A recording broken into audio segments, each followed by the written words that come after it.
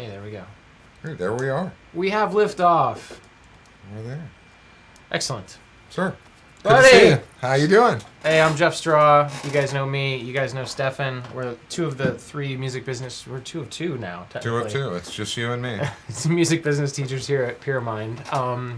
And both mentors. And we thought we're starting in this live stream game. We thought this would be a fun one to do with him and I. Collectively, we bring a ton of different experience kind of throughout the industry, crazy stuff that we've done over the years, and wanted to just open up the floor for you guys. We're kind of theming this around how to start your career, but if you got anything, in that wheelhouse, obviously we're here to take questions. So I've got a chat open. You're going to see me monkeying with the computer here. I'm going to pop this guy out. So I don't stare at my face on a time delay, which is really weird. That is kind of weird. But it's cool. We're here. Yeah, so can you guys all hear me okay? Can somebody pop in us just a, hey, yeah, everything looks good, sounds good in the chat. Just make sure that we're groovy.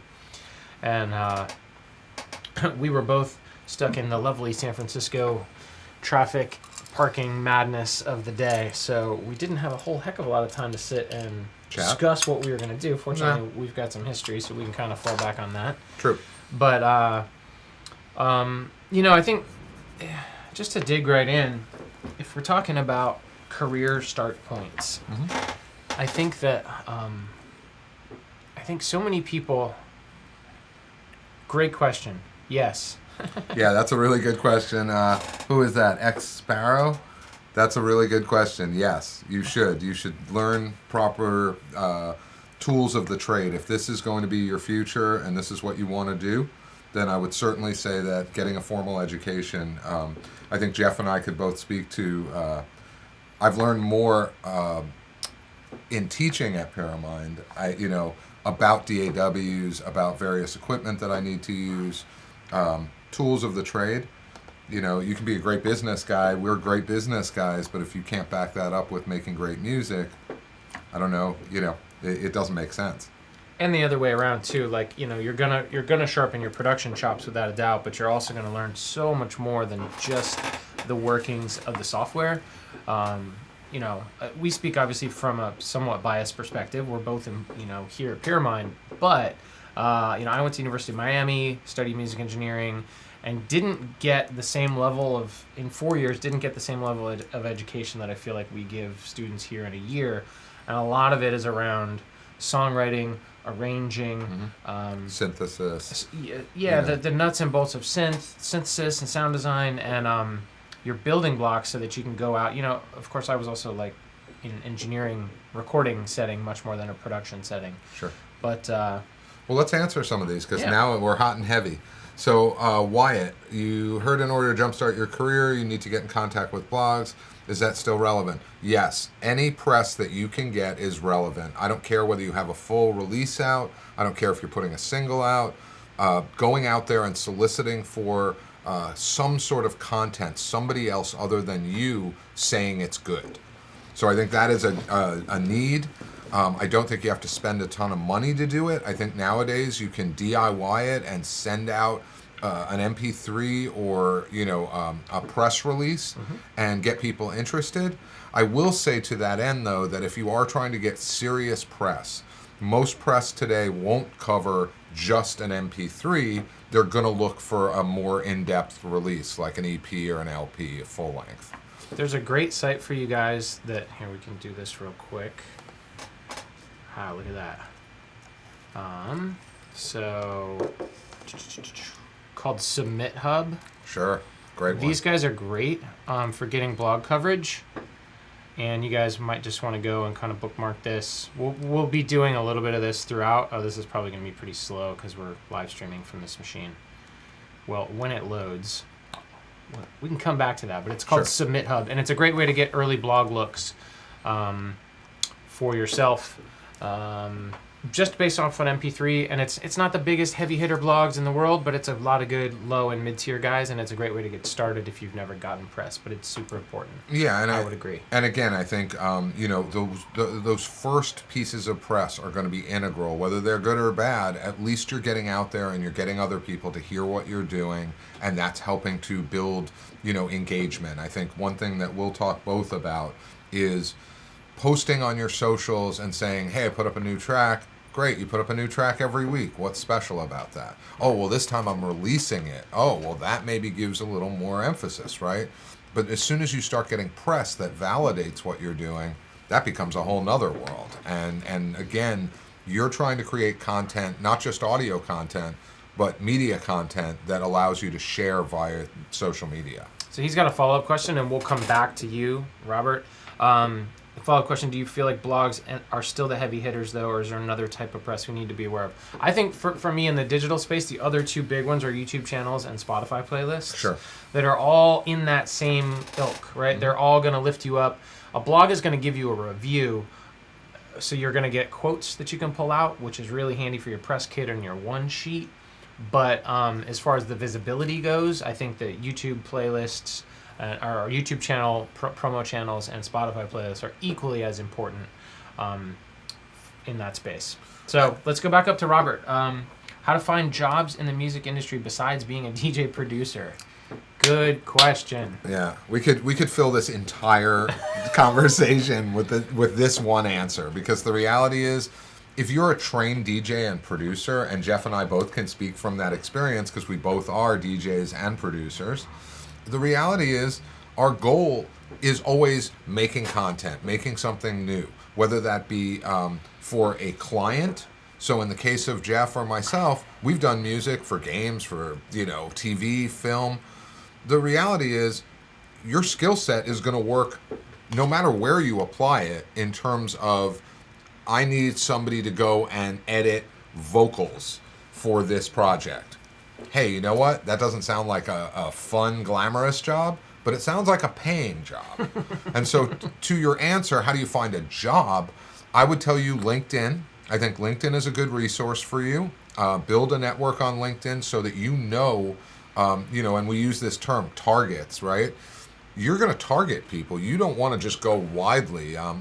Somebody once was quoted as saying, you could send out 100 resumes to 100 people you don't know, and 10 resumes to 10 people that you do know, and the likelihood that those 10 people will get you, somebody in that mix will get you a job.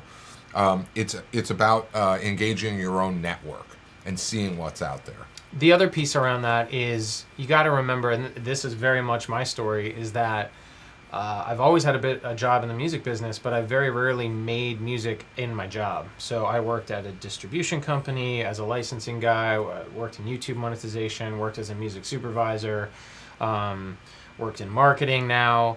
And so there's a lot of companies, we're lucky up here in the Bay Area, and certainly if you're in a major market like New York or LA, there's a ton of jobs surrounding the music industry where you might not be a producer at work, but you're still in the industry.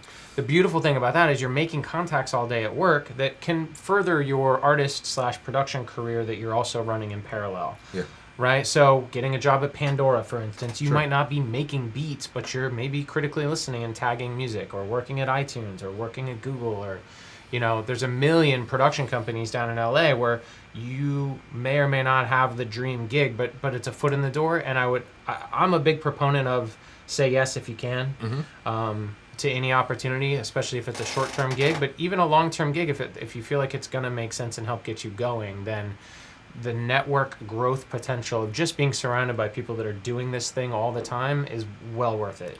Yeah, I think that's really good advice. I would also say to that our goal for all of us is this, I want to call it entrepreneurist. It's kind of a term that a friend of mine coined, and I use it a lot. You are a self-made person from day one as you're creating this content, whether you're a DJ, a producer, a label owner. The reality, as Jeff said, is there are jobs out there that may not be a perfect fit for who you are, but they're close enough so that you get up every day and you are touching software, or you are doing stuff that makes you better at what you might be doing for yourself. So again, we use the example of somebody hiring you to chop little vignettes out of a large body of audio. It only makes you a better producer. It only makes you learn the tricks and the tools to be more effective. So again, I think finding a good job, even an entry-level job that affords you a name on a resume, which we all know, we have plenty of friends who work at Google, and their life changed that day they added Google to that resume. Even in an entry-level position, it didn't matter. So again, Pandora is a good example. There's plenty of companies out there hiring base-level employees. So skip to Shane's question because it goes super hand in hand. Sure. And what's up, buddy? Does it help if you know someone in the industry to give you a helping hand? Oh my God, yes. No, it sucks. You actually don't want to know anybody in the... No. Live in a small box. Peek out through the windows once a month. Yes. Yeah. Yes. Never experience anything to do with this. The entire business is relationships. Agreed. Every facet of the industry in its own way, but touring and venues and management, very much relationship driven. Licensing and sync and Hollywood, very much relationship driven. Two completely different circles of people. Sure. Right? And their vote, you know what I mean? So like every little subset of the industry, distribution and retail, it's its own set of where you've got this huge wealth of network, where I've got a network in digital, and there's crossover points for sure, and people change gigs and we all kind of ebb and flow in our career, but absolutely it's critical. I'll also say that it's about experience, and if this person who's in the industry has experience and they've kind of been through it already, it can only benefit you. One thing we talk about in our first year classes, our 101s, is we talk about how things like internships or even informational interviews, and that's a fancy term for going out for coffee. The reality is, if you know somebody who's making music for film scores, then you want to sit down with them and go, hey, this is something I want to do. What's the experience like? And many times what you'll say is, hey, dude, wake up, you're asleep. Because the reality is most of these people, it looks glamorous on the front end, but then you realize wait, that guy just worked an 18-hour shift, didn't see his baby, didn't, have dinner with his family. And it starts to give you real practical understanding about what this career or job you want to do is. So I think knowing people in the industry is important. Networking. I tell a lot of people, they come to class day one, and the first thing they say is, yeah, I want to be, an EDM electronic producer. And I go, cool, did you go to this club or that club? Have you been to this event or this festival? And they look at me like I'm crazy. How can you be involved in a scene if you're not a part of that scene? So my favorite quote is Jay Boogie. Yep. One of my dear friends who now works at Pandora, but an Ohm Records artist for years and years and years. One of the most giggin' ass DJs in San Francisco. Love him to death. And I would always say, Jay Boogie, how do you get booked so much, man? What's the secret? And he just said, I go out. Every night. I can tell you. If you're in the scene, your face is there, you're going to get the bookings, your network's going to grow, you're going to get the opportunities. Yeah, I would say for my DJ career in San Francisco. Out, Jay Boogie. What up? What's up, Jay? Justin. I haven't seen that cat in a long time. I haven't either. Dude, if you're out there, come on. Stop by. Buy a brother a sandwich. Come on. So where were we? Let's move on. I think we're good. Okay. So how important is it? We touched on the music school bit, but I think to really build your career, I think that anything you're looking to do as a career, having a formal education is going to help. I think the music industry itself, and we've been a big proponent of this for years, no one values necessarily that you have a sheet of paper that says, I went to this place and the dean of my school signed it and I got an A+. It's not about that. It's not about the certifications necessarily. It's much more about the root level skills that you develop in a place like this that are very, very, very difficult, if not almost impossible, to pick up on your own, just kind of learning off the internet. Yeah, and I would second that in saying, I've produced, just to give you base numbers, I produced 25 records for my own label and about 25 or 30 records for other people. And I learned how to run my own session. So I was a producer, but I had my own engineer. And my engineer was fast and awesome and affordable. And then he moved to Germany. And that was the end. And I had 3 projects sitting on my table and had to figure it out myself after years of standing behind somebody, watching them, using keyboard commands and understanding, oh, I don't know, daisy chaining the reverb to the, whatever, side chaining. I mean, I didn't understand any of that. So the reality is, it took me years. My learning curve on certain DAWs, Logic and Pro Tools, were much longer than what I saw here. Here, I see people coming away faster than me, more understanding of how the programs work in a few months. And so it's a blessing to you to go and take those classes, even though you might think, I know, I can watch a few YouTube videos, and we know that that's not a formalized education in this. And what we've done with our mentorship network is really try and at least break off some of that level of knowledge in a one-on-one setting online. And so, I certainly wouldn't argue that getting a few hours of one-on-one is the same thing as going to school for a year. Sure. But speaking with an expert and getting your questions answered in real time is a really, really powerful piece of the experience. Agreed. So I want to jump on X Sparrows. Is it useful to get signed to a random record label? Can you guys tell us good deals and bad deals? There's also a follow-up here about recommend trying to get a deal with a record label or be careful with abusive contracts, starting on your own, promoting your own stuff. So let's talk about labels. We both love this topic. Yeah. So I will jump in and say, I've owned a record label. I think I'm going on 25 years of running an independent record label. Small label, granted, a lot of hard work to push that puppy up the hill. I work with a lot of record labels now. In fact, IDC, my company, really doesn't deal with artists per se. Our goal is really a business-to-business relationship with labels. And so to that end, and Jeff will throw up the website if it's there. Yep. So IDC, basically now currently works with 900 record labels. Some of them are one person. Some of them are 100 people. The reality is a label in some faraway land who you're never going to really engage with, you're never going to really work with them directly, other than signing an agreement and them taking some control of your rights. I don't know that benefits you. I don't know that benefits anybody. I think the goal is really to say, what are they offering you? That's the first question I think you guys have to ask. And Jeff, get off this. Go to a better one if you're going to go to the catalog, go to the artist. So my answer to you is, if it's a record label that sees eye to eye with what you think your career is, and you feel like you can get up from that relationship, then by all means you should do that. You should definitely consider making a deal with somebody if you feel that they are going to help advance your career. Signing just to sign doesn't make sense at all. I don't think anybody should be just signing because somebody offers you a contract. That's not necessarily the right fit. I agree. Similar take, coming from a retail background into a distribution background and running my own label as well, but it's really just for my own stuff.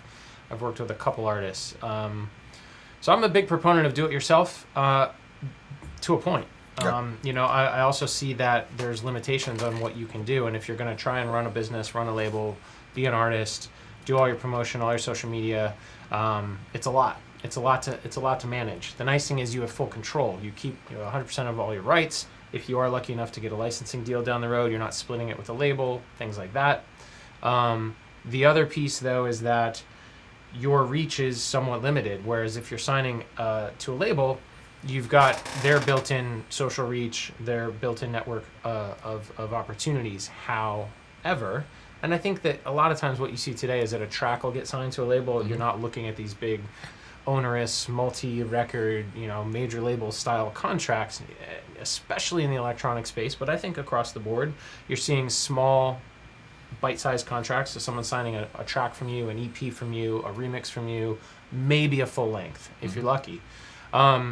And even in those circumstances, the artist is still responsible for coming up with a lot of the sort of marketing ideas, some of the help really make the push. So just because you might get a track signed to a fairly decent sized label doesn't mean that I'm famous, I can stop doing the work. They're right. going to take care of everything. It's still very much on you to do as much as you feasibly can. They're just going to help you maybe provide some budget, maybe provide a little bit of an extra lift, and then hopefully when you have those campaign ideas and you have that great record, their network, which is bigger than yours, is going to give it a platform to get it heard more, hopefully get it sold more, get it streamed more, etc. So, I think that in terms of onerous contracts or abusive contracts, you want to be careful anytime someone's trying to sign a 360 deal with you, which is inclusive of all rights. You want to definitely make sure that that's going to make sense. You want to get stuff looked at by an attorney. I mean, these are some kind of building block basics. Yeah. I'll chime in and say, because I do see a lot of contracts, especially our students who are first-year students who are so excited that somebody noticed them. These contracts, are barely in English in a lot of ways. They are not really even legally binding because the terms don't really live up to what a standard agreement are. The secret I would tell you, and again, Jeff and I both have this experience, I like to negotiate. I want to negotiate. If somebody sends you a contract and it's a locked PDF, and it's a one-pager that basically tells you what they're going to do and what rights you're going to give over, I would deem that, an abusive contract. If somebody's willing to negotiate with you and talk about terms and again, I go back to what's the benefit for you, right? This is where you could think of yourself as a bigger, stronger artist and say, no, I'm making the content. What are you going to do for me that's going to help take me up a notch? So we'll close on this one. We got to get to this one for sure, because I think this one you can speak to. Mm-hmm. So is that it on labels? Yeah, I think you're an entrepreneur. Charlie Stimler. What's up, buddy? Charlie, you're an entrepreneur artist, baby. He's also a hell of a drummer. All right, so how to get started as a film composer if you're not living in LA. Step 1 is move to LA. No, you know what step 1 is? Sorry, I'm going to be real kidding. here. Make content. Yeah. Make content. I can't stress enough. It goes for all facets of the industry, and Liam talks about this. Liam's one of our star-studded students turned teachers here. He's a mentor here. And he tells his class, you're not artists, you're content creating machines. And I was like, I kind of like that. So if you're a film composer and you've never been hired to compose for film, what do? Well, you go take picture from YouTube or from some other source, and you strip out all the audio and you redo the score. Yep, that's a great way to do it. Right, it's technically, there's some rights issues there, but if you're making a reel, it's the best way to do it. Everyone will tell you that. Same thing. And you want to be, you want to have a couple different looks and feels, right? You don't want to just be the guy that does one thing, a one-trick pony. You want to try and show off some breadth and some different styles that you can hopefully, and some different moods that you can evoke, because nobody wants a composer that can just do that one thing. Right. Certain guys get known for certain things along the way. Like Hans Zimmer has a sound. Some of these really archetype kind of guys have their own sound, but I would argue that they probably started as a bit more of a generalist who then developed found into their that. sound, right? And guys that I know a lot of guys that work in TV especially, where they're kind of chameleons. They're guys that can write anything on a drop of a hat. And the other piece of advice I hear a lot from guys who work in TV, because remember, TV is super, super, super fast paced. They're writing almost an album's worth of material every flippin' week. Yeah. Right? Yep. 20 to 40 minutes of music, depending on the show, a week. Yeah. That's crazy. They don't have time to sit and wait for inspiration. And Exactly. so they have to work, and they have to be able to generate ideas even when they're not inspired. So trying to get a gig as a composer when you're not in LA is work on that piece. Work on being able to create on the spot and create to picture. So rescore scenes, rescore commercials, rescore trailers if there's a lot of money in the trailer world. Just write. Every time you feel inspired. I mean, I will say, and I'm not trying to brag about it, but at my high point with Logic, I could make, in a good day, the seeds of 3 or 4 instrumentals. One of my secrets would be to use, I don't know, this is maybe too long to really talk about, but I would just start by making my first track of the day. I would make at least a couple different drum loops, so I would have an alt loop. In fact, my good brother, Mixmaster Mike, always told me, you have to have this Hank Shockley mindset, right? You have to have the Uber loop that makes everybody bananas, but you only play it for 10 seconds. So a lot of times that D loop or that C loop that I'm talking about just became the seeds of the next project. So by later in the day, I'm working on something else. And oh, wait, I already have that drum loop. So templates, save as. That's a big one for me. You want to have content, so quality is important, but quantity is as important. And so the ability for you to chop stuff, okay, I'm going to take this track, I'm going to bounce it out, I'm going to have my 5-minute long track, I'm going to make a 30-second version, I'm going to make a 1-minute version, I'm going to strip out the vocals and make an instrumental version, I'm going to dub out the chorus vocals and make a PA mix, because that diversity allows for a producer or a music soup to really hear your dynamics, to hear that you're able to interpret these pieces. So keep building, build the library. And work on finishing. That's a big thing that Matt Donner here in his coursework and his sessions is really hyped on getting people to be able to finish tracks they're happy with. Mm-hmm. Because I think, like all of us, we've got hard drives full of half-baked ideas that was great in the moment, and then the next morning you woke up and you're like, what was I thinking? And that's fine. They're not all great ideas. You know, the greats will certainly say that, but being able to see stuff through to the finish when you do know that this is a good idea, and making yourself do that final mix down and then saying, you know what, I'm done with this. I'm not going to continue to tweak this for the next 9 months. Yeah. And then take it into the next phase. If you're doing film work, maybe this isn't the next phase, but if you're doing, you know, other forms of music, the next phase would be getting it out there to the general public and releasing it. Sure. So let's move on. You need to be seen to be heard. Not a question, but I would agree. Yes. Hi, my question is that all music schools are kind of expensive to get into. So is it possible to be paid enough after the course is completed? Like, are there equal opportunities open up? In other words, can you make your money back? I think you can. Probably not in a year. I mean, you're not gonna look at this like ROI of like, oh, in my first year I'm gonna make back that 20, 40 grand or whatever it is. But it's a long-term investment in your career. And I think that like buying an instrument, you know, like it takes a while to get good. It takes a while to get good, but also you kind of get what you pay for. Right. That's true too. Like a 1979 Telly is going to be a little bit more of a guitar than a Squier that you'd pick up for $89 at Guitar Center. Like, you know, if you want to have that, the kind of be the best you can be, getting training and investing in yourself is really important. I also would say that it's the difference in a lot of ways between being a novice and being a professional, right? If you are a novice, and all of us could say that at times in our lives or our careers, we were novices, right? Mm-hmm. I played in bands. I wasn't great. I wasn't the producer I am today, but it allowed me to learn the skill set that I needed to be able to actually come at this professionally. And so the reality for me is, if you can turn raw artistic inspiration into profitable fruits of your labor, so that's finished compositions that are then being licensed and marketed and promoted and released, the likelihood, yes, it might take a year, it might take 2, it might take 3, but soon it will eclipse what the cost of your training was, and soon you'll be hungry for more training to become better at what you do. Mm-hmm. And that will help grow your skill set.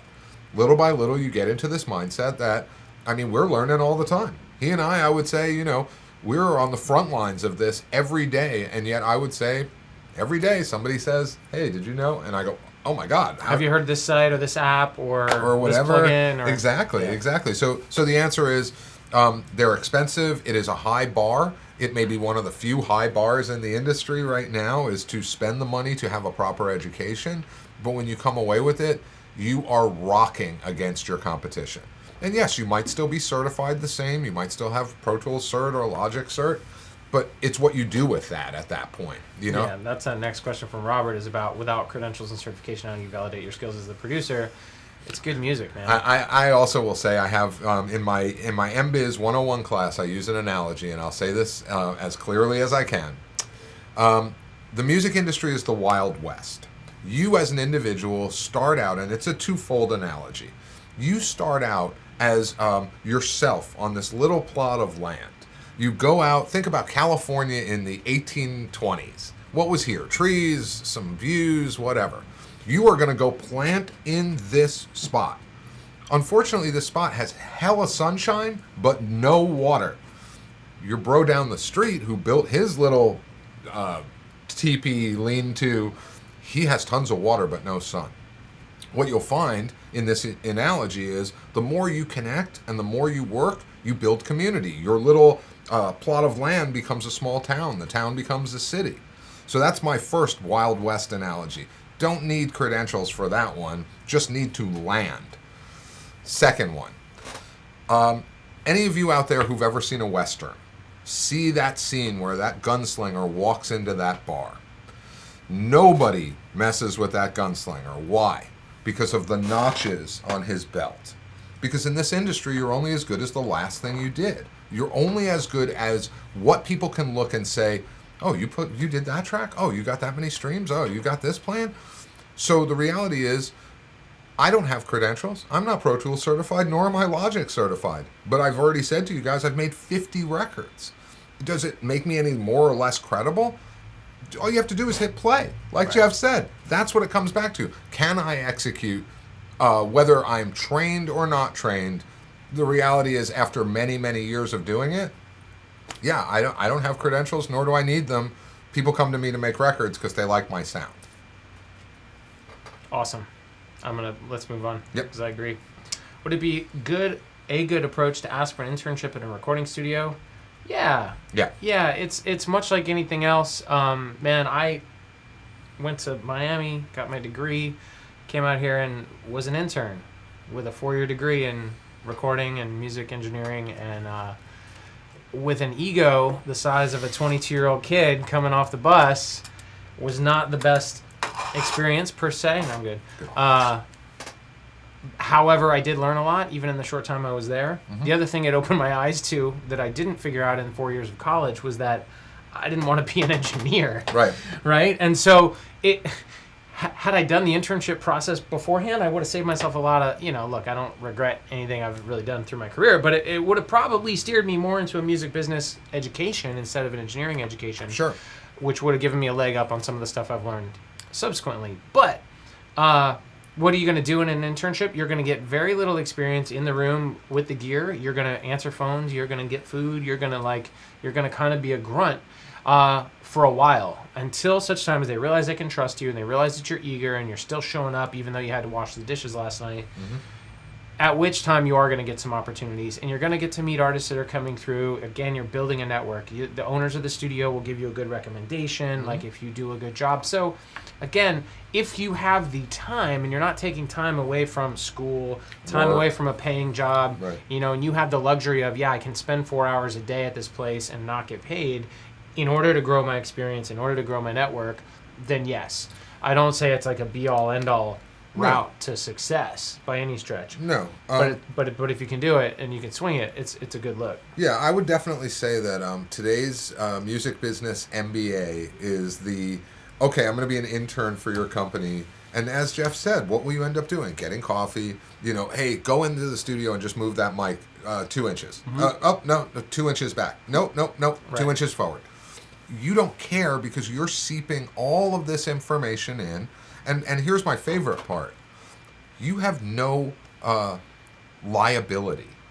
That's one of the things that people who become interns realize and don't realize. You're riding shotgun with somebody who is an entrepreneur, who is funding their own efforts, who is running a business, and there's nothing better than to sit next to somebody where you have a little stress, right? Hey, intern Joe, go get me a cup of coffee is a lot different than, hey, intern Joe, we just paid $20,000 for the Philharmonic and we're not set up in the other room.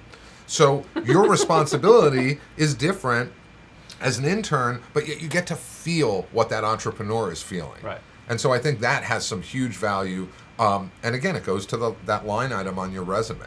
Because if I see you're interning at a studio, I know they trust you with really expensive gear. That makes me think as a boss, hey, I might be confident in working with this person. And there's a million stories of the day the dude didn't show up, and the guy that was there as the guitar tech or the intern or whatever was like, I know all the parts to this song, I can hop up there and do it, right, or I can totally man the board, exactly, right? And it's by virtue of being there when the window of opportunity opens, because you're still actively engaging and playing ball. Yeah, and one other thing, countless stories I'll add to that is today most people want to hire from within. And so the reality is a lot of people that I see who are in the industry will say, come be an intern for me for a couple months. Let me train you. Now, again, think about Jeff and I in a role of management. I don't want to train you and then you're gone. And in fact, I have a problem with that in my company because generally I only do 3-month internships. And by 3 months, you're really good and you're out the door.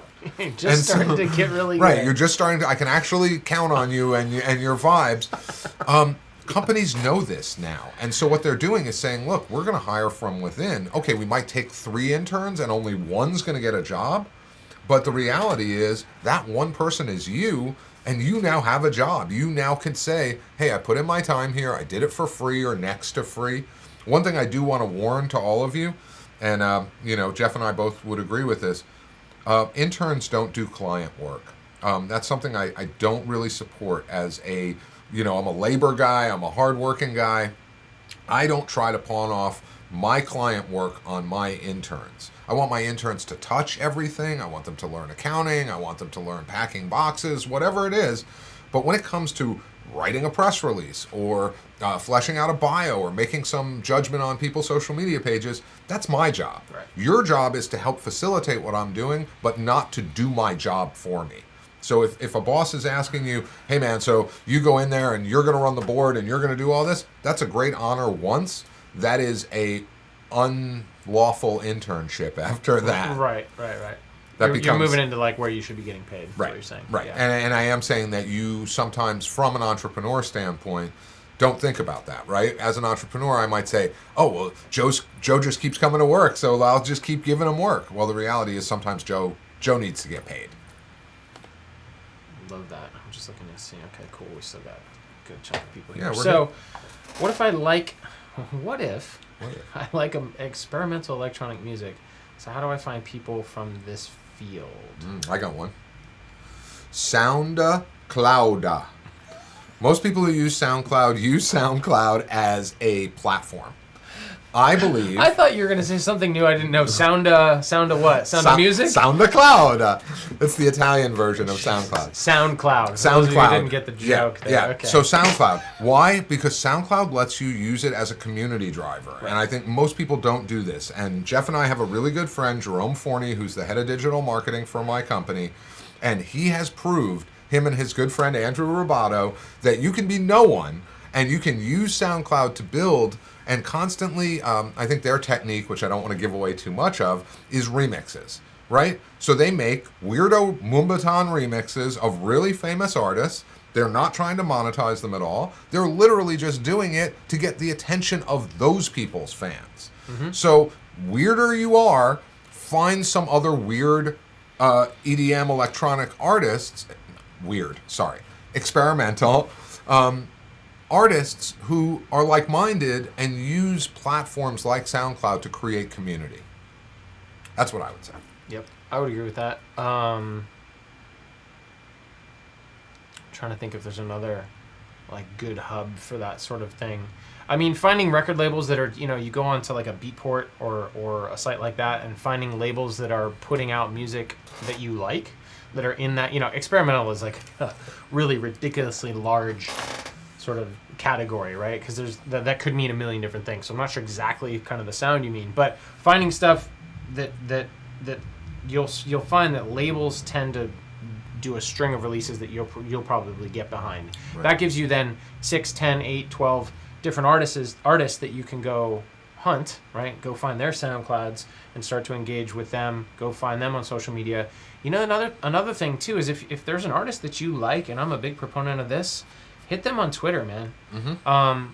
Artists, if even big dog artists run their own Twitter, and it's one of the only, of course, early on when you're doing all your own social media, but as you progress and you get management deals and you get label deals and you're doing bigger and bigger tours, most times a lot of the social media stuff is not in the hands of the artist in any way, shape, or form anymore, mm-hmm. other than Twitter. And Twitter, there are, some that this isn't true, but I think for the most part, they're still handling their own Twitter feeds, and they're still doing their own replies and still mm-hmm. answering their own messages and getting excited and reacting with fans because it's a lightweight platform and they can engage with it when they want, and then they can put it back in their pocket when they're actually doing real work. Sure. And so if you've got a guy that makes this great experimental music who's maybe in Germany and you're here in the States, or maybe he's across the country, maybe he's in your city, you don't know, hit them on Twitter, message them, say, hey man, I'm a big fan, and don't just come at them right away with, hey, check me out. Like, right, that's here's always, my link, go check out my music. But at least let them know that you're a fan and that you're digging what they do, and see if they'll follow you back.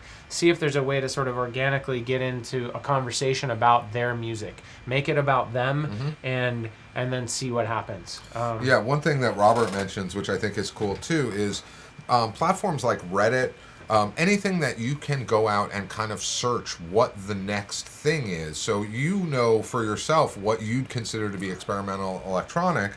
Go out and start looking at like-minded artists and look at how they are reaching people. I think that is always a really key way for a new up-and-coming artist to study the industry, is to say, okay, well, if you fancy yourself like a Diplo or a Skrillex, what are they doing to market themselves? Right. The same as you might say if you're like a Chance the Rapper, or you're, Kendrick.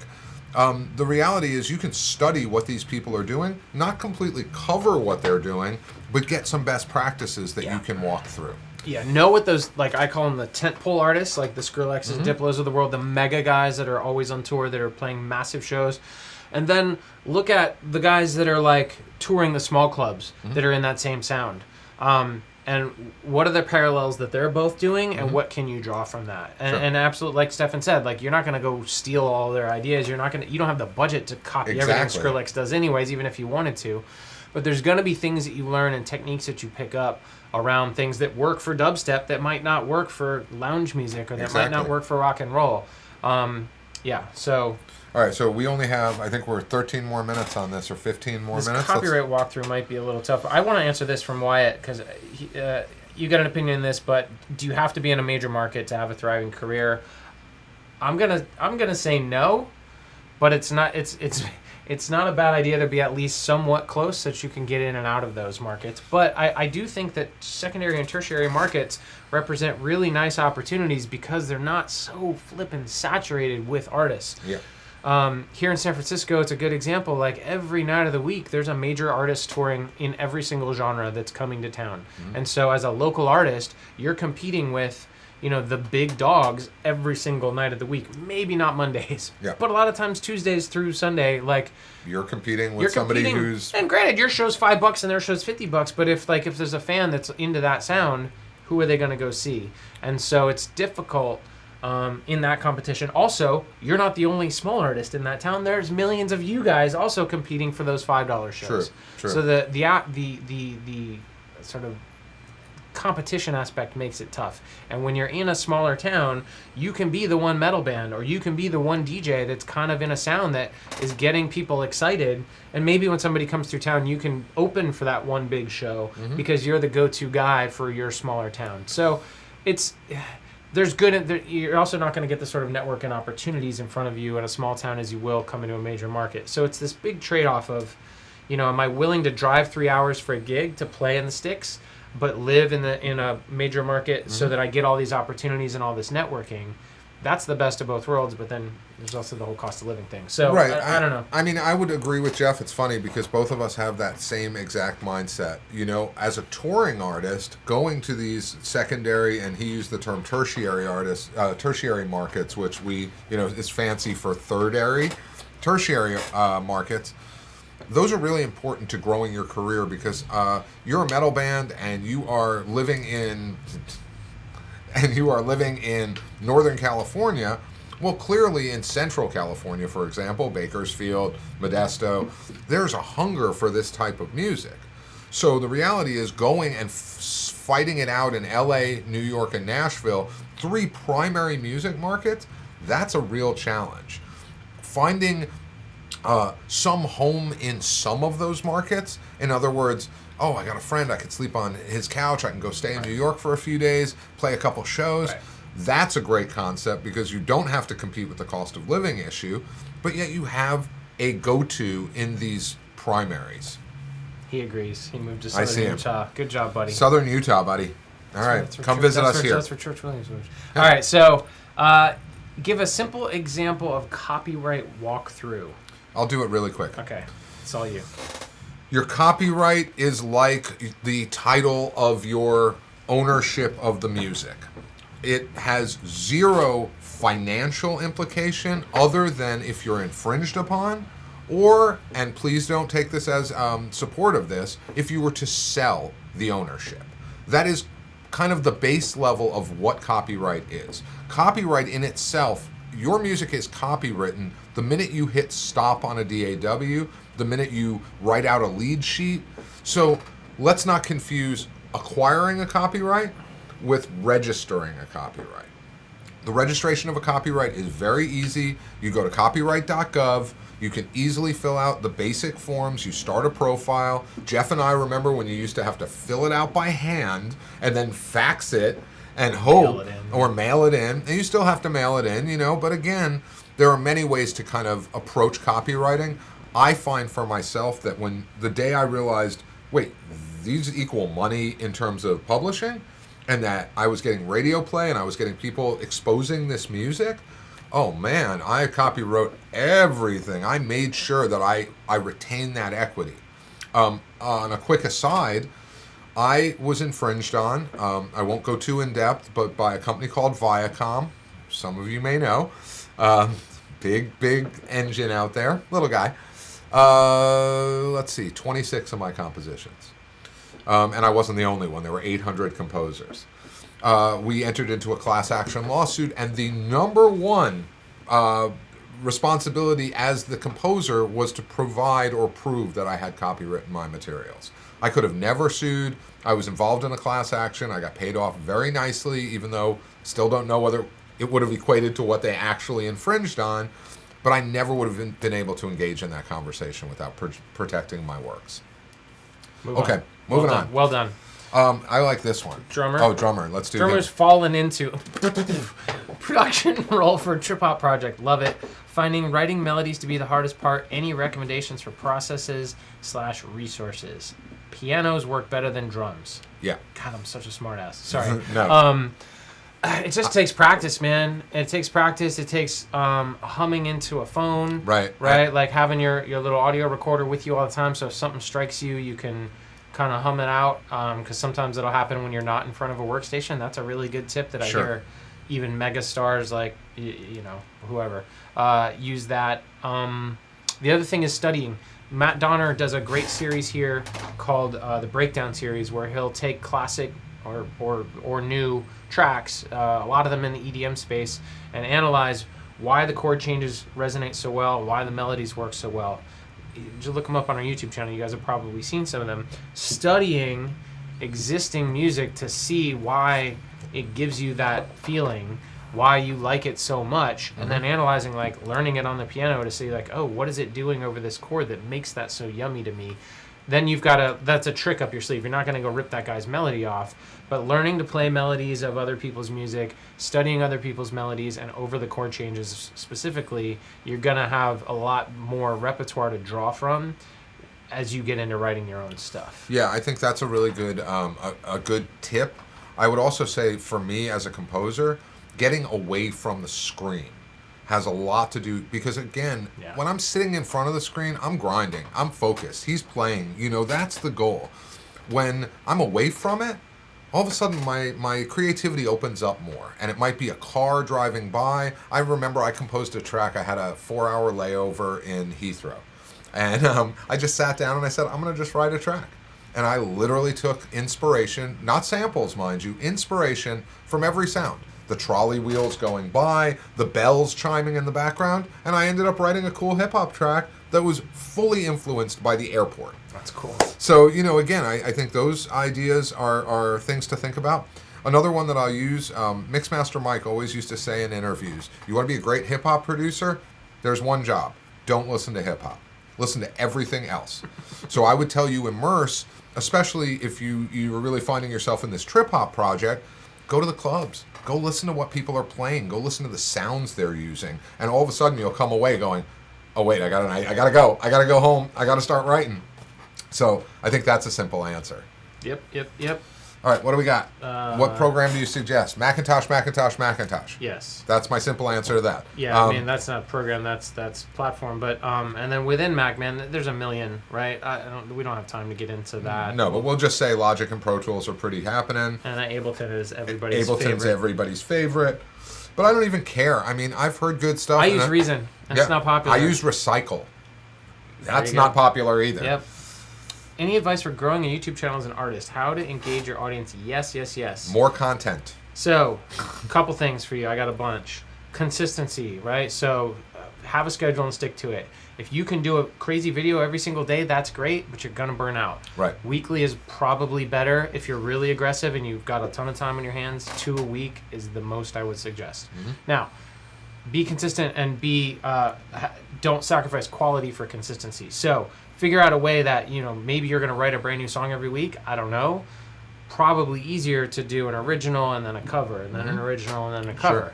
Sure. YouTube, I mean, this is like old news by now, but cover songs on YouTube can be a way to really expose you to a big audience based on search. People are already on YouTube searching for hit songs constantly. It's a jukebox, right? It's a glorified jukebox for a million kids out there. Millions. So, if you can do a cover, great. If you can do an extraordinarily different and engaging cover, that's where the ticket is, right? So you don't just grab your acoustic guitar and do a John Mayer tune.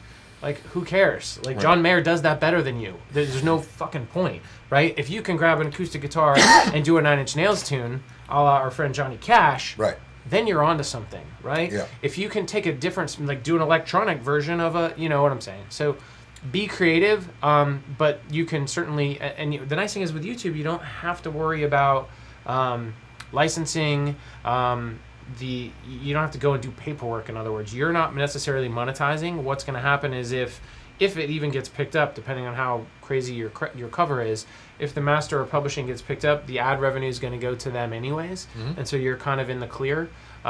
It's different from releasing that. You'd have to go and get a mechanical license if you're going to release it on iTunes and Amazon and Spotify. But if you're just in the YouTube space, YouTube kind of takes care of that for you. You can really just focus on the creativity. So be consistent. Get a good sounding mic. Do not use your phone's built-in microphone. Right. No. Agreed. But if you got a halfway new smartphone, your camera is good enough. Get an audio interface that'll plug into the bottom of your phone. Use your mic that you're already using to record, and just do that all as a this is your whole studio with a mic plugged in. Mm-hmm. That's a great way to step up your quality, because look, you're doing music. Yep. You want your you want it to sound good and you want it to look decent. It's better to sound great and look decent than it is to look great and sound like shit. Right. And I would just add to that YouTube is such a visual paradigm. They fancy themselves a streaming service now, so any music that you put out is being delivered to them, and you know what that looks like, right? It's just the album cover, and it's the music, each song. I'm telling you guys a way that you could get into, let's call it stickiness, fan attraction, would be to create custom-made visual content to the music you're creating.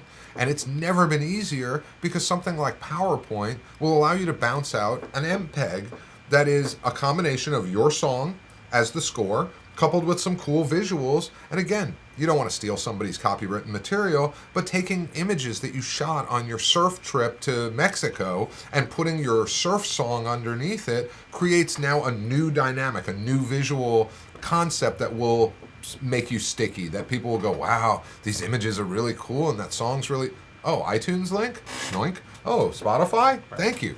So I do think that will help you drive and increase subscribers. Hope that helps. Other electronic music resources, Blend.io and Splice. Yep, we're partners with all those guys. Amateur producer, how do I grow as a producer? Joining music production school, help me knowledge of contracts. We kind of answered that before. If you're working full-time, though, you're not going to be able to come to school full-time. That's exactly why, we've got a night program here for Ableton and for DJing. We also do our mentorship program, so it's schedule on your own time. Mm-hmm. Get an hour here, get 2 hours here, get another hour next week, with a multitude of different teachers and sort of facets of the industry you can learn from. Yep. But you're gonna, yes, you pay for it. You don't pay for watching a YouTube video, but the amount of knowledge you're gonna get in that 1 hour would equal like spending 15 to 20 hours minimum just surfing around on your own, watching random people. Yep. So it's a good investment, especially if you're working full time and like you said, you can't hop into a school full time. It just doesn't, there's only so many hours in the day. The other thing that I'll counsel, and again, you guys, this will have to work for what your time is I think that it's important, even if you can't take all the classes, like Pyramind offers a very wide, diverse curriculum. They also offer custom curriculums. And the reality is most music schools that you deal with, if you hone in on what you need, like you're saying, look, I want to make this jump and become more a producer full time. Well, then pick a DAW and focus on that DAW. Just take a couple classes. Take a couple classes in Pro Tools so that at least you know how to route everything, how to make these plugins work. I do think that getting as much of that experience as possible. Dad. In Hawaii, no less. Maybe he's watching. Dad, are you out there? Hi, Dad. Okay, so let's keep going because we got to get through all these. There's so many good ones. I know, this is a good one here. How old is too old to start a career? Never. Just do it. Never. Just do it. Don't be afraid. Jump. Each one of us has a certain level. I just started a whole new band, and I'm old as dirt. So, Daniel, do most producers have a musical background playing instruments? We have a great podcast directly on that topic. I'll try to link you in the comments, but if you search Producing Out Loud, it's one that I did, I think, with Seamless. It was one of our very first ones. But yeah, find that and watch it. It's fantastic. Let's move on. I play the piano my whole life. I make catchy melodies whenever I want, but I don't know how to sound design. I don't know where to start and where to take real life lessons. Well, you're in the right spot. Certainly. And again, I think you have the skill set that every producer wants, right? To be able to sit down on a piano and write a catchy melody, but then to be able to build that into a deliverable, right? You sitting at a piano with a overhead mic does not create a deliverable. You playing that piano into a DAW where you program some drums and you have a little bass line going, now you've created something that could be monetizable. So again, I think everybody struggles sometimes with the hooks, with the catchy melodies. If that's your strength, then really just learning these support techniques to be able to say, okay, now I can make that a song. Quick, yes, I agree. Recording outboard on a Zoom or whatever is great. You don't have to, though, necessarily, especially if you don't have any video editing skills. You can do it all on mobile. The mentorship program is online, not in person. At the end of the day, your style may not be what is currently hot. A video will not help. I firmly disagree because there's always a niche audience out there. The beautiful thing about the internet is your audience is the entire world. So screw trends. Like if you're not what's hot, there's somebody in Iowa that wants to hear you. Right. There's somebody in South Africa that's super digging what you're doing. And if you don't ever make the content because you think, what I do isn't popular, then they're never going to hear it. Right. And I think finding those people to find you or helping them to find you. The other piece around YouTube that we didn't talk about is titling your stuff. Sure. So look at what other artists, how the other artists are titling things, thinking about search engine optimization and how people search for music. So if you're an unknown artist, just using your artist name and your original song name in the title is probably not necessarily enough. You might want to give a description of, hey, it's what it is, right? It's a folk song inspired by, something like that to help people along with like that first click. To engage with your videos or engage with your content or your posts or your SoundCloud or whatever that is. Agreed. Giving a frame of reference, I think, is super important.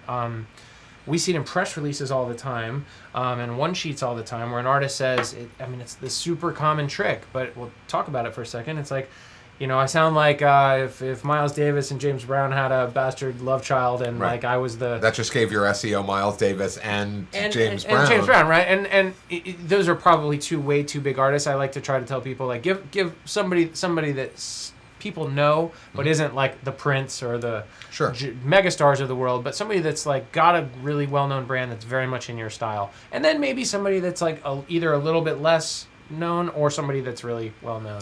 Yeah. And it gives a frame of reference for a new guy that's like in an industry seat saying, I don't know, I see 100 of these come across my desk. What's special? Who do I have different? time to listen to? Right. Oh, I love those two artists. Maybe this kid's onto something. Mm-hmm.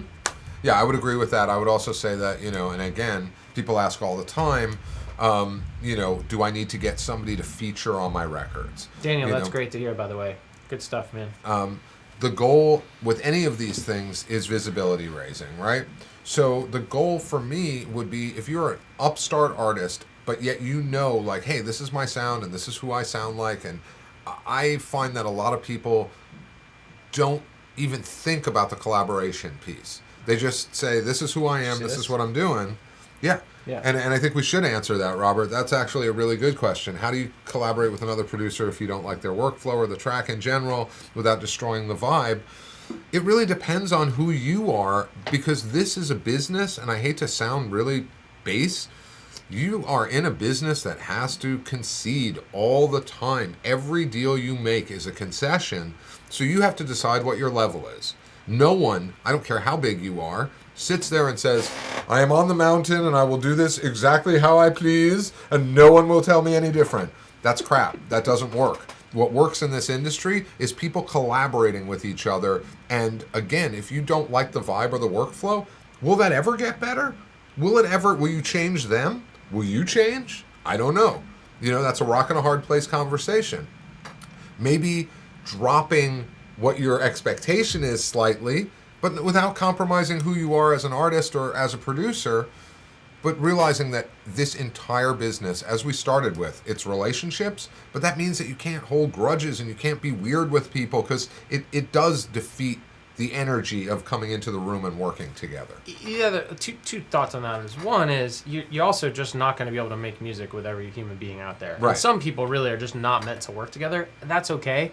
And he or she is probably feeling it awkwardly just as bad as you, and maybe it's the kind of thing where you, after the session, talk about, hey man, how are you feeling about that? Not in the moment, but is this something you really want to keep continuing forward with? And the answer might be no, and it might be better to part ways than to jam two things together. The other piece is, if you're pretty committed to this, or certainly if it's a paid relationship, what can you do that's different from what he's doing? In other words, if he's kind of melody arrangement guy, can you dig in on the sound design piece and really, while you might not love the track, make it sound as good as you possibly can. Agreed. Even with his whack melodies. Right. Or even with the chord changes that are kind of trite. And maybe as the sound design develops, he'll start to hear it a different way, and maybe you can then have some input on the other pieces as well. Yeah, I mean, I would always say that, I've worked with a lot of artists, and, as a producer and as a label head, artists, there's no dig. Every artist has their own perspective of who they are. And some artists I've worked really well with for years and years, and some day one, moment one, I was like, this isn't really going to fly. Yeah, I think, you making a decision to say, is it worth the relationship to kind of bring the hard parts down versus it's never going to change, and this is who this person is, and they're strong in what they do, and I'm strong in what I do, and we're going to kind of go our separate ways. Yep. I want to touch on this one. Yeah, so how to stop procrastinating. This is the one thing we can't give you, right? I am the hugest cheerleader of up-and-coming underground artists, people who are out there. The one thing I can't do is push you out the door in the morning. That's the thing you have to find in yourself. So what I say to my students, and I say this day one, what do you love about the industry? What is the piece that moves you? Is it making songs? Is it hearing your music on the radio? Is it, seeing a YouTube video? What's the thing that gets you out of bed? Make that the thing that gets you up every day. For me, it used to be that I knew if I could turn 2 or 3 instrumentals a day, that my catalog would just grow to be, right now it's about 300 compositions. It went from about 50 to about 250 in about 2 years. Nice. And that motivation was me saying, the only way I'm going to actually be successful in this business and make money is to keep reaping all these little seeds instead of just going, I'll do 1 today. No, I was like, I'm going to do 10 today, and if I come away with 2 or 3, woo, I'm killing it. So that's my inspiration to you. Anybody in the industry you'd love to collaborate with in regards to production and recording techniques who have inspired you to progress further in your field? Many. Yeah, man, the Brendan O'Brien is probably the best rock mix engineer I've ever heard in my life. So many records that are a foundational part of my childhood and what I listen to today that just came out this year have that guy's name on them. He's just I love rock music. I've always loved rock music. I never tried to make it until recently, but my ears were always very, very drawn to really clean, well-produced rock records. I never liked punk rock. I always liked metal and alternative stuff just because I like it clean. I like it polished. I like vocals that are super upfront.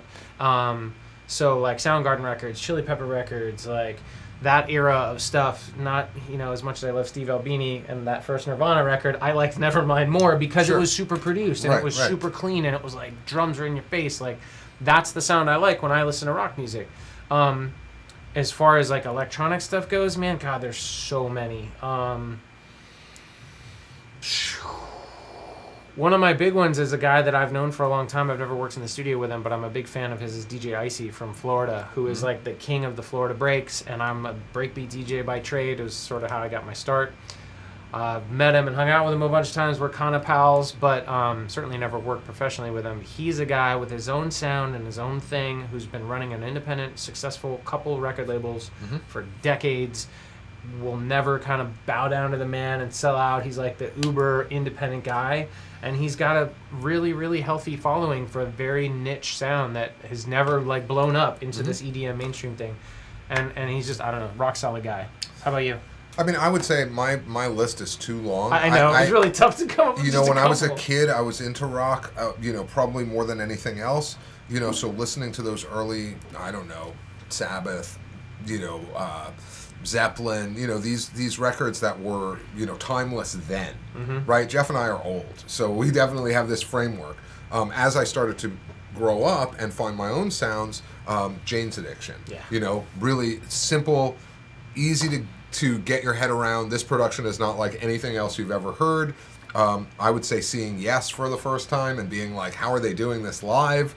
But now in this day and age, I'm really blessed. I work for a guy named Narda Michael Walden, who is a producer. He lives in San Rafael, California. He has 53 number ones and has sold 193 million records. I listen to that guy. He is 62 years old, and he gets up and writes songs every day. And aside from being a great producer, he's an amazing drummer.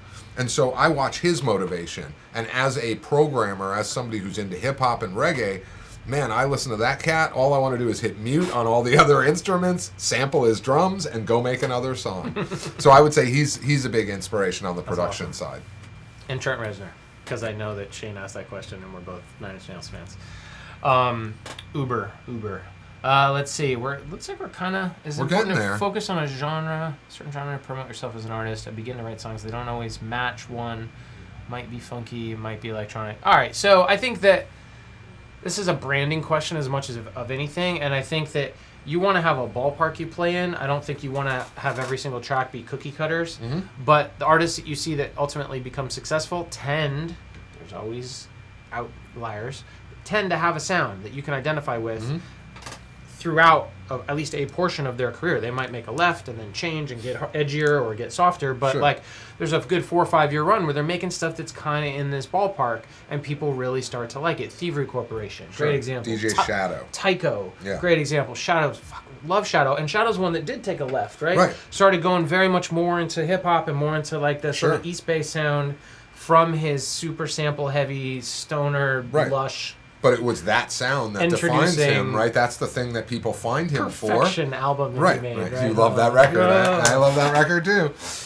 You know, I think the other thing is everything you hear, and it's strange, but you know, for example, I'm into hip hop, I'm into breakbeat records, but I'm also into scratch records, and I listen to the sounds on those scratch records, and many of those sounds aren't hip-hop sounds at all.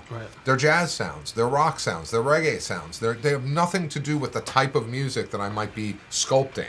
So the reality for me is I want to listen to everything. I hear inspiration in classical music. I hear inspiration in classical becoming electronic music. I would say that in my heart, I'm a reggae guy, right? In terms of what I listen to when I'm walking down the street, I'm listening to the hardest dancehall reggae you ever heard. Repetitive, people might say, boring, sure. But for me, it's what motivates me. It's the thing that gets me the way Jeff's hot on hearing some great, well-produced rock track that fires him up. I'm listening to reggae, and that makes me think, oh, if I want to trip into some hip-hop hybrid, I could take this.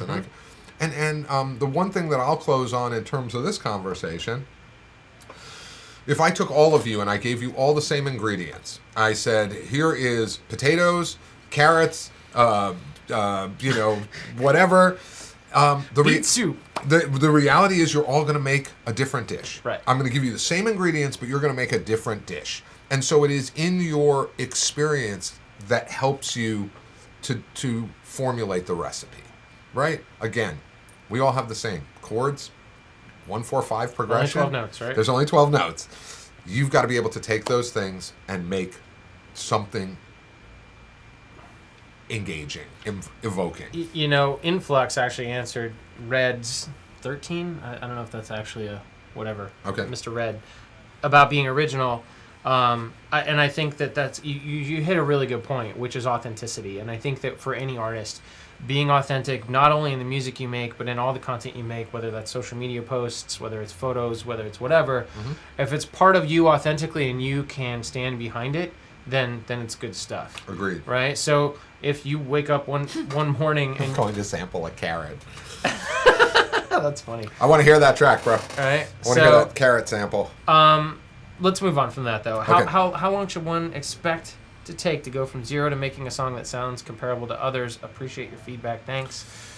Depends on your skill set, right? I know people that'll make, a listenable track in 4 hours. I know people that'll take 4 days. I have students who it takes 4 months. I mean, it just depends on who you are and what your process is. The thing I'll say is that it gets easier over time. Yep. And there's certain songs that finish themselves, and there's certain songs that you can never seem to finish. Agreed. So even a really good producer will sometimes hit a roadblock with a certain track, and the next morning wake up and do something fresh, start to finish before lunch, and it's amazing. I've definitely had that my own situation where I stalled out on a track that I had been working on. I said, all right, I'm going to put it to bed right now. I closed that file. I didn't even think twice. I got up the next morning. I wrote something totally different. I cranked that out by 11, and all of a sudden I was motivated to go back to the original one and go, hey, wait a minute, I got something new for this. So I think the expectation should be, if you could form out a song in a day and turn it from kind of a raw material to a finished material in a day, that would be a nice timeline. And again, that's once you're really good at what you're doing. Right. If you're a novice, if you're just coming into this, I don't know, a week maybe to work on a track, maybe get something ready to listen. Depends. Just depends. And then there's always finishing touches and whatnot, but to get those building blocks in place, I think that's a pretty good rough estimate. And again, don't beat yourself up if that's not you. Right. Right? Like this all takes practice. It takes practice. We're doing an interesting event here. We don't normally do, like most of our events, I do event management here, is like we get a big guy to come in and do a lecture and people listen along. We're doing a producer meetup on the 17th, I want to say. Hey, Andrew, if you're listening, check that date for me. 15th? It's a Sunday. Oh, so 17th. The 17th. With these guys, Mixathon 48 from Berkeley, and it's truly a producer meetup. We're going to just get 30 kids in the room and make beats all day. Nice. I'm going to do a little bit of a lecture on social media and branding, but for the most part, like they're going to give away some stems and some loops and get people kicked off. We're going to see who wants to pair up and work together and collaborate, and then everybody's heads down in headphones, and then by the end of the day, we're going to kind of do a show and tell with like, well, what did you come up with for the day? And I'm pretty excited about it because, we see this in our classrooms with our students, but never in this like compressed timeline. And I think that the community has been wanting to do stuff more like this. So it should be interesting. We still got a handful of seats left if you guys are interested and you're in the Bay Area, for what it's worth. I think we're going to have to call this because we're already over time and I know you got to go. I do. As far as getting your own record label and self-publishing, man, we could talk about that for hours. Hit us up maybe in the comments and I can probably point you to some, because this chat disappears once this turns into like a regular YouTube video. Hit me on the comments and I can link you to some other resources as well. Yeah, I would say to that, what does it take to start your own record label? It takes a never-ending drive, a willingness to basically build from scratch, but a heartfelt want to make new music and get new music out there. To me, that's the starting place. Then you can get into the tangibles like, having a website, getting a logo, doing social media, branding, marketing. But those are all secondary to creating good music and having a good workflow that allows for an artist, especially if you are going to be the producer, to be able to come in, do their works, write their songs, have a good time. Yeah, man, thank you very much. Now I'm going to put it out. That's how I started my label. That's probably how most people start theirs. Since you're answering, I'll answer too. the other piece is to look at, like, are you looking to really just put out your own music and what's your volume like, or are you looking to work with other artists and take fully, done compositions and masters from those artists and put them out? Or are you looking to work as a producer with a vocalist or with another instrumentalist and collaborate and make stuff together? A label can be all three of those compartments. But if none of those really interest you, you got no business running a label. Right. If they all do, and you've got mates that make great stuff and they can't ever seem to get off their ass to put it out, you could be that collective source that sort of starts rising guys up to say, oh man, that track from him and this track from him and this track from him are all amazing. Let's do an EP. And maybe that's the one gem that they've written this year. That takes a different kind of a brain. There you go. I'm going to let you answer that because he's asking. John, you're asking about monitors? Yeah, mastering? We're not going to touch on mastering stuff here. We'll probably do a full-blown mixing and mastering version of this. I don't think either one of us we got guys that's all that they do. We got guys. So, we really try to focus on business. And by the way, thanks for the great questions, you guys. This was super awesome. fun for me. This is awesome. Yeah. We'll come back and do this again, I think. I think so too. It's great to actually be able to answer these questions. Jeff and I are both, teachers at the end of the day. And so we kind of teach from our experience, but we also teach from kind of our set mindset, our curriculum. And the reality is you guys are asking great questions, which is triggering this kind of spontaneous response. Right. And in some ways, you're probably going to get better responses than us sitting here saying, oh, wow, what do people want to hear? Right. us going one direction as opposed to having this two-directional conversation. So, man, it's been great. We look forward to doing this. Sorry, John, we'll get you the next time. I don't do my own mastering, man. I pay a guy. Let's be honest. I can mix records. I can't. Genelex, baby. Genelex all day somebody long. That's all that they do. Well, thanks, you guys. I think we're going to sign off. This will remain on our channel. Thank you so much for joining us. We really appreciate it. We're both available for mentorship sessions for any further business questions you have if you want to dig in deep on some of this stuff. And I also host the podcast, Producing Out Loud, so I'm sure I'll see you on another episode of that soon. But thank you so much. We really, I can't thank you enough. This was super fun for us. Yep. Good to see you, brother. You too, man. We'll see you guys soon. Interwebs. We'll see you later. Now, the problem is I don't know how to stop this thing. So, you guys, can we play some hold music, maybe? Let's see. Andrew, come rescue us. Andrew, get us out of here. So, I think we're going to just do this and say stop on OBS. Later.